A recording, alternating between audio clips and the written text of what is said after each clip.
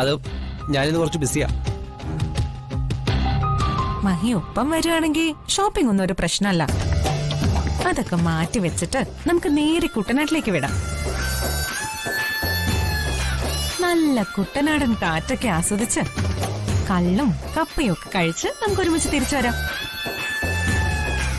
നല്ല കണവത്തോരനും ഞണ്ടുകറിയും ഇലയിൽ പൊള്ളിച്ച കരിമീനും കക്കത്തോരനും കഴിച്ച അടിപൊളിയായിരിക്കും. ആ കൂട്ടത്തിൽ മഹിക്ക് വേണമെങ്കിൽ ഇളം കള്ളും കുടിക്കാം. പിന്നൊരു ദിവസം ആവട്ടെ. Okay Mahi, take care, have A nice day.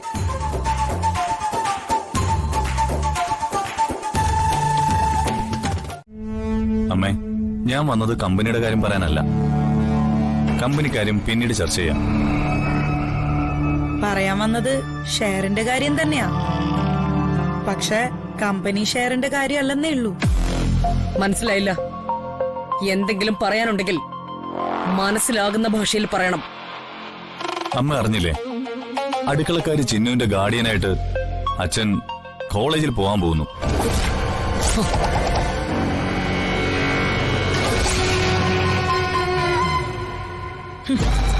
എച്ചില് പാത്രം കഴുകുന്നവളുടെ അച്ഛന്റെ സ്ഥാനത്ത് ഒപ്പിടുന്നത് അർജുൻ സാറിന്റെ അച്ഛൻ ജയരാമൻ.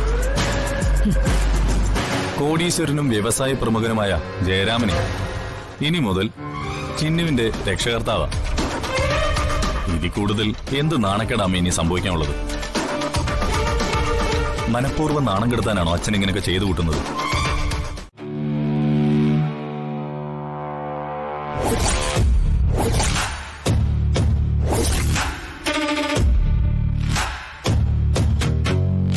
കോളേജിലേക്കായിരിക്കുമല്ലേ? കോളേജിൽ പോയി പഠിച്ച് നീ ആരാവാൻ പോവടി? ജില്ലാ കളക്ടറോ അതോ മജിസ്ട്രേട്ടോ?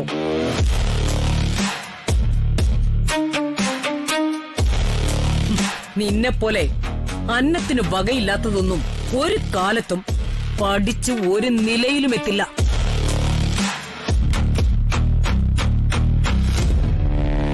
ഒന്നല്ല, ഒരുപാട് പേരെ ഒന്നുമില്ലായ്മയിൽ നിന്ന് ഉയരങ്ങളിലേക്ക് എത്തിച്ചത് പഠിത്തം തന്നെയാണ്. അതിന് എത്ര ഉദാഹരണങ്ങളുണ്ട്. ഒറ്റമുറി മാത്രമുള്ള വീട്ടിൽ ഉറങ്ങി തെരുവ് വിളക്കിന്റെ വെട്ടത്തിലിരുന്ന് പഠിച്ച് അമേരിക്കൻ പ്രസിഡന്റായ എബ്രഹാം ലിങ്കൺ തൊട്ട് ഇങ്ങോട്ട് ഒരുപാട് പേരുണ്ട്. ആ കാലം അല്ലല്ലോ ഇപ്പൊ ആ കാലം മാറി. ഒന്നും മാറിയിട്ടില്ല. സിവിൽ സർവീസിന്റെ കോച്ചിങ്ങിന് പോകാൻ പണമില്ലാതെ വീട്ടിലിരുന്ന് പഠിച്ച് IAS നേടിയ ഒന്നിലധികം കുട്ടികളുണ്ടായിരുന്നു ഈ കഴിഞ്ഞ ലിസ്റ്റിലും. മരുമോള് അത് കണ്ടില്ലായിരുന്നോ?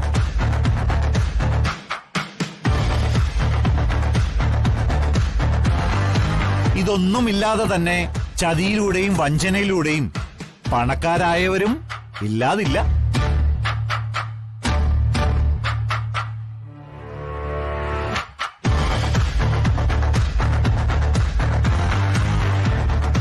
അല്ല, അച്ഛനിതെങ്ങോട്ടാ രാവിലെ തന്നെ? ചിന്നുന്റെ കോളേജിലെ ഗാർഡിയനായിട്ട് ഇന്ന് സാറാ പോകുന്നത്. ചിന്നുന്റെ അമ്മ സീതയ്ക്ക് ഒട്ടും വയ്യ. അതാര് തീരുമാനിച്ചു? നീയോ?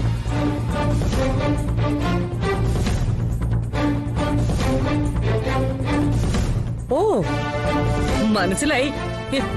അടുക്കള സ്നേഹമായിരിക്കുമല്ലേ? ചിന്നുവിന്റെ അമ്മയ്ക്ക് സുഖമില്ലെങ്കിൽ പിന്നെ ഗാർഡിയൻ ജയേട്ടൻ.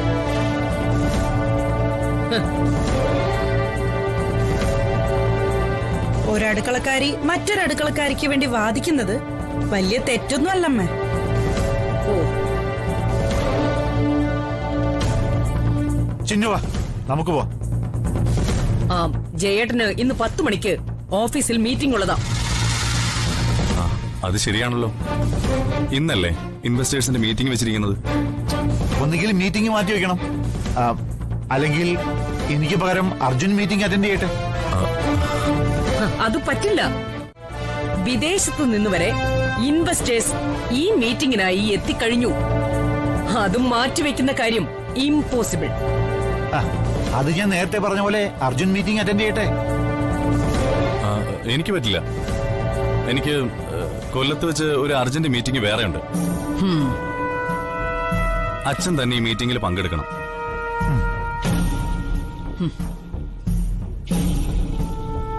സ്വന്തം കാര്യം കഴിഞ്ഞിട്ട് മതി അടുക്കളക്കാരിയുടെ കാര്യം. സാരമില്ല സർ, ഞാൻ ഒറ്റയ്ക്ക് പൊക്കോളാം.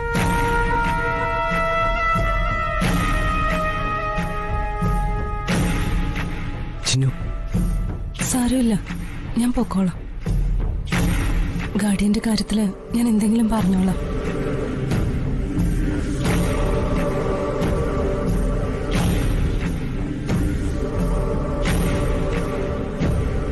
മനസ്സിലായി, എല്ലാവരുടെയും ഗെയിം എനിക്ക് മനസ്സിലായി.